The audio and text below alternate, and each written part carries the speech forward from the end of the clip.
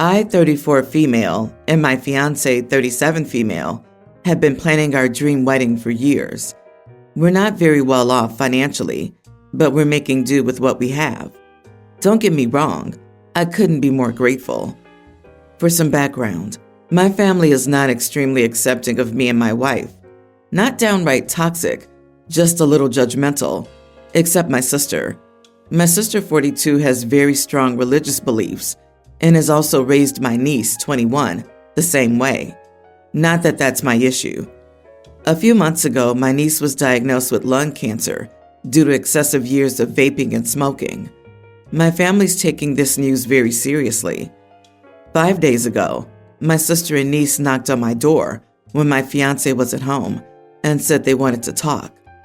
I let them in and they then asked if I would be willing to donate money for her chemotherapy. I was happy to donate a few $100s, but when I asked how much, they said they would want me to pay for the whole amount, about $20,000. I said no, as I didn't have all that money.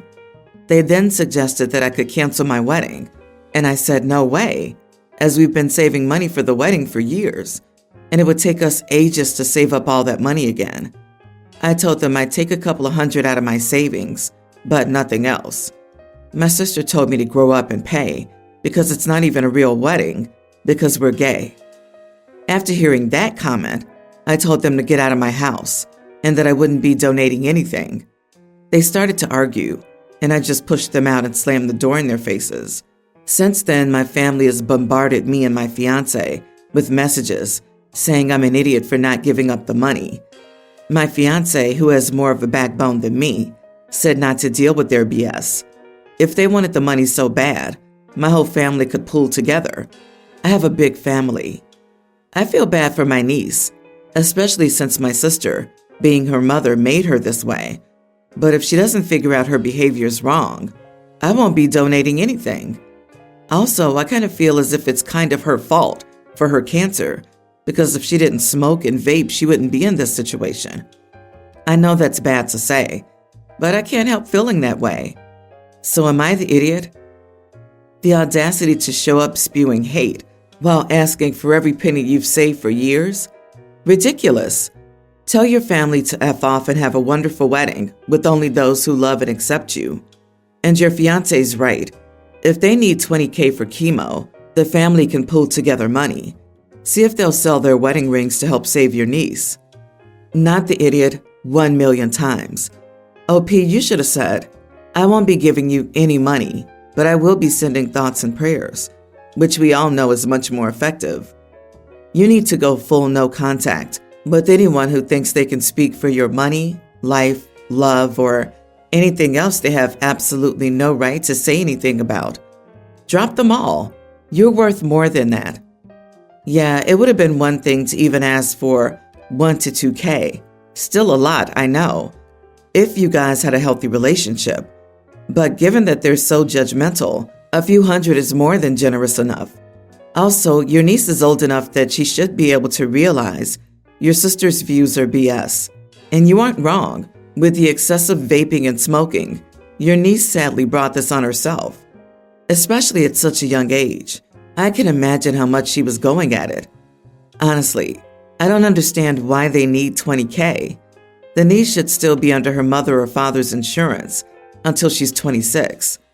If for some strange and unheard of reason, her mother or father don't have insurance in this day and age, we have Medicaid, state insurance.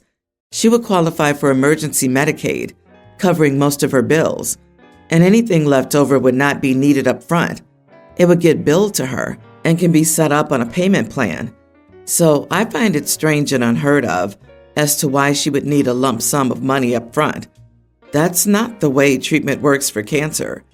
To be honest, I'm betting she doesn't have cancer. Agree. It seems weird that they would need that money up front. I feel like they're using her cancer to get them to cancel the wedding and have their hands on some extra money. OP, this reeks of trying to get you to cancel the wedding to save your soul. 21 years old and already has lung cancer from smoking?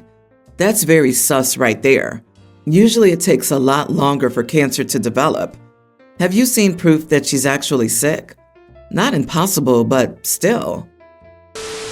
So I let my oldest daughter, Kate, 24, live in my great-grandmother's old home.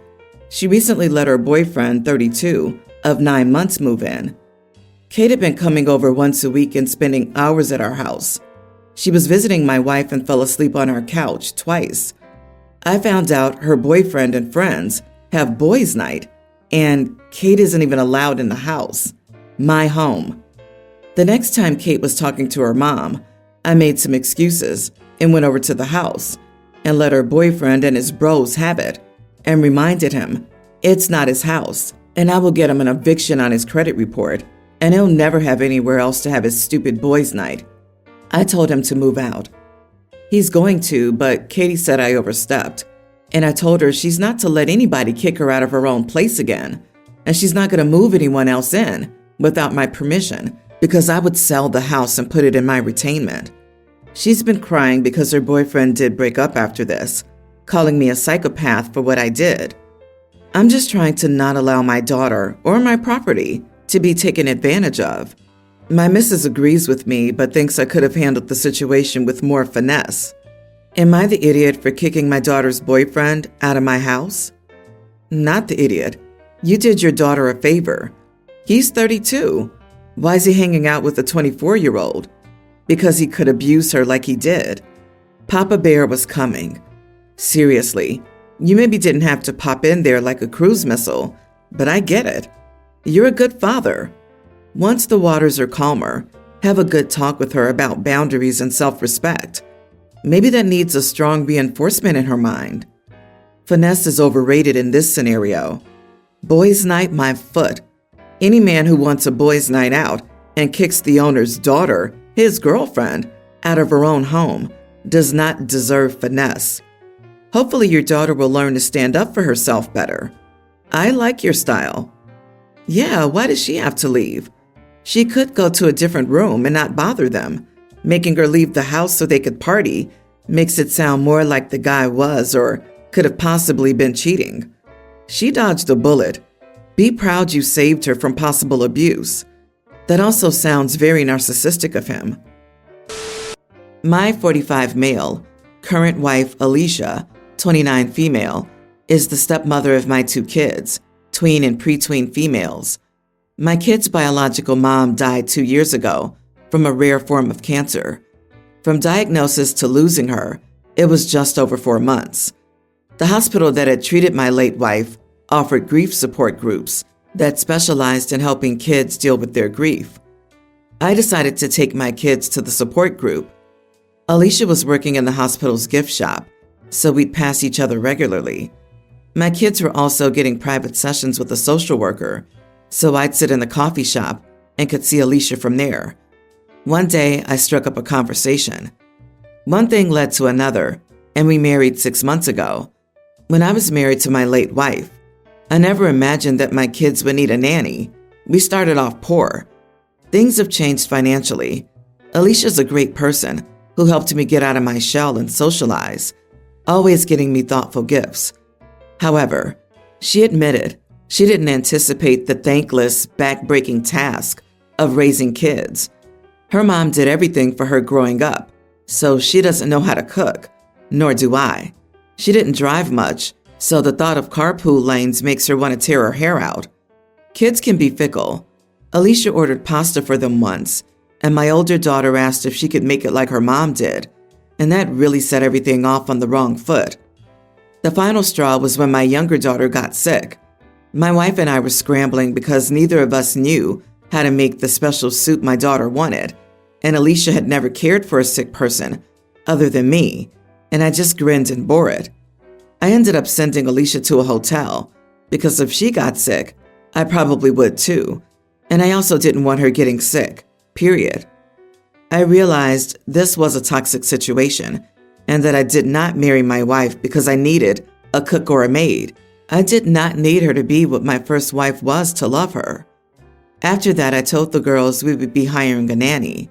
We were already outsourcing cleaning, so the nanny agreed to take care of the kids and cook meals. My daughters were upset, and even though the nanny we hired was the sweetest older woman, they asked why Alicia wasn't taking them shopping or watching TV with them. School just started, and both kids are already sick. The nanny was supposed to be off, but my older daughter heard Alicia saying she was calling the nanny because this was her area of expertise. She got upset and said she didn't need a nanny. I asked if the nanny was mean, and she said no. Alicia got upset and told her to show all the adults some respect. Then my younger daughter started crying. Am I the idiot for hiring a nanny? My daughters need to be more accepting of the situation. I watched the nanny cams. The nanny's not being abusive. Since she came, I'm less stressed. Alicia's less stressed, and it doesn't feel like she's being forced into a home economics class where it's all about what she's doing wrong. You are the idiot. You met your new wife accessing grief support services at the hospital where your first wife died. You only considered your needs when you chose this woman. You have 2 children. Were you considering them at all? What have you done to help your kids deal with the loss of their mother? You married her way too quickly as well. It doesn't sound like you're doing any parenting at all. Well, he put them in therapy and had coffee with his future bed warmer, Father of the Year. The nanny isn't the problem. She sounds lovely. OP can afford it. The problem is that having a nanny in this situation is like trying to use a Band-Aid to keep a dam from bursting. OP and his wife must figure out how to invest the time and energy into these children. They need to take advantage of the stress relief that the nanny provides and put that immediately back into family time with the girls. Exactly. A new stepmom who doesn't do anything for them, or actually anything at all. She found a dupe that would pay for a nanny, maid, and everything else. He gets to have intimacy, and the girls are just left to struggle with 2 selfish, useless people who care more about their comfort than 2 sad, lonely little girls.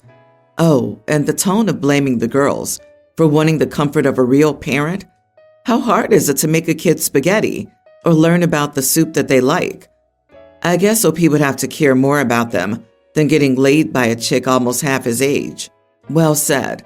He went from being a single dad of 2 girls to a single dad of 3, one of them with life skills at toddler level. I hope his girls actually learn from the nanny or someone else what a loving adult actually is. Wise choice, man. I have a hunch that Alicia's really pretty. My 32 male, ex-wife Melanie, 33, divorced a year ago. She had a toddler when we met, and I got to be her stepdad for 5 years while we were married. Unfortunately, Melanie experiences mania and delusions of grandeur. She managed these for 3 years and then refused all treatment, which led to our divorce. I tried to make it work because I loved her, and of course for her, our little girl. She's now remarried to Andrew, mid-30s. We've all remained amicable. She invited me to school events and our daughter's birthday party this year. We're all friends on social media. A week or so ago, I noticed she was posting on social media excessively, and it seemed like all she wanted to do was stir up people's emotions. She was making posts essentially slandering religion, stay-at-home dads, public schools, things that started debates in her comments. The day before yesterday, she posted several times and asked people to debate with her on various subjects. Anyone who did was simply called a moron. She's tagged local pastors, asking them to debate her on stage, and has asked public school teachers to have debates with her. It's an antagonistic mess and hard to watch. I recognize this pattern of behavior. I contacted Andrew privately and wrote, "Hey, I'm worried about Melanie. If you haven't already, you may want to talk to her about getting some help before she offends everyone she knows and is left with no outside social support. It's happened before. She might listen to you." A day later, I almost regret reaching out. First, Andrew berated me, calling me an idiot for saying he didn't know how to care for his wife. Then Melanie. I won't even repeat what she's been saying. She posted a screenshot of my message to Andrew and has been on a tirade all day, accusing me of violating her privacy rights, digging up old dirt, you name it. According to the both of them, I'm a moron and an idiot. Am I the idiot? Not the idiot. Divorced after refusing to maintain mental health treatment and remarried within a year is so beyond just a red flag for everything that I can't be surprised at that response. Her new husband might not like you chiming in, but someone has to say something. This. Andrew's only been dating her for a year and is already married. In a year, knowing your partner very well is impossible because everything's fuzzy and blinded by the infatuation of the beginning. He may not be able to see things as they are and overestimates his capacity to deal with her crisis. I'm primarily worried about the little daughter. She's just in the middle of the fire, which will be horrible for her mental health. She actually did you a favor by posting a screenshot of your message. She basically told the world, "My ex-husband divorced me because I acted crazy and refused to get help. He's now trying to get help for me again, and instead of accepting it, I will continue to act crazy." OP, rest assured, you did the right thing. Either Andrew's ego is too inflated right now to accept your help, or he's misdirecting his anger. I bet his tune will change if she gets as bad as you say. You gave bro a heads up, and that's all you can do. For now, keep silent and keep watch, if only for the child. This is the case where time will tell, and rather soon, I'm afraid. I, 58 female, have 2 children, Anna, 26 female, and Logan, 32 male. Both are college graduates and doing well. My husband, who sadly passed away, and I set up college funds for both of them. Logan used them when he went to college, but Anna got a full ride to a good university, and hers was left untouched. My husband and I agreed to let it be there in case, and that was it. My daughter's currently moving here and has no intention of buying a house. Over the years, she has expressed her desire to do a master's or take some courses, but her life is so hectic and full right now that I don't blame her for not looking at it further. A few years ago, I also expressed my desire to take some baking classes, and she encouraged me to take some of the money for it. She also said that I can take from it in case I need it or want it, since money's not a problem for her right now. Logan, on the other case, is very eager to expand his education, since this will allow him to grow in his career and job field. However, he can't cost it while living on his own and having his own expenses. Even if he moves back, he won't be able to cut it since he'll have to take fewer hours in order to go. So I said we could use the money since my daughter has, as said before, encouraged me to use it. We just paid his first semester, and everything was fine. Anna visited me a few days ago and said she was happy for her brother and that if she could help in any way, she was happy to do it, since some of her friends had told her masters aren't cheap. I just told her that we were using the fund she left, and so everything was fine. She just looked confused and said, "My fund?" And I said, yes. She just asked why her fund, since it was meant for her. And I said she had allowed me to take some of it here and there. So I thought. She said paying for Logan's master's was different, since it meant the fund might be left dry by the time she had to do her own. She left my house in tears, and when Logan found out, he refused the money and said he'd pay back what he took. Now both my kids are sad, and I don't get it. My sister said I created a mess. You are the idiot. Baking classes and a master's program are vastly different. She's repeatedly mentioned wanting to do her master's, and her reward for having earned scholarships is that she can use her college fund for said master's. Her brother used his fund for his bachelor's, which unfortunately means if he wanted his master's, he should have taken out loans in order to do it. She's not planning on using the money for a house, fund money, etc. It was put away for her education, and she plans on using it to further her education. You should have talked to her before offering it up, and I'm glad her brother was sensible enough to understand that she hadn't given permission and wanted it given back to her. She said I could use a few hundred, so I figured taking tens of thousands would be fine. Yeah, good on her brother for immediately refusing it when he found out. Someone with morals in that family. How you didn't see the problems you've created, but everyone else, even both the children involved, who are on the same page about this, is mind-boggling. If you were my mother, and yes, I know what it's like to lose a parent, I think I would be so angry and hurt, I would cut you out of my life.